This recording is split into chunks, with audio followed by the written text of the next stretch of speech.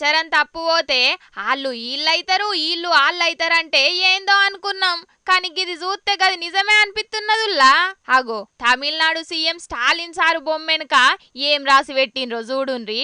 మెడల దండేసుకొని ఉన్న సీఎం స్టాలిన్ బొమ్మను ఫ్లెక్సీల పెద్దగానే కొట్టించిండ్రు. కానీ వెనక పొంటి రాసిన పేర్ల పి అక్షరానికి బదులు బి అని తప్పు ప్రింట్ పడే వరకు మస్తు పర్షన్ అవుతున్నారట గిది చూసినోళ్ళందరూ.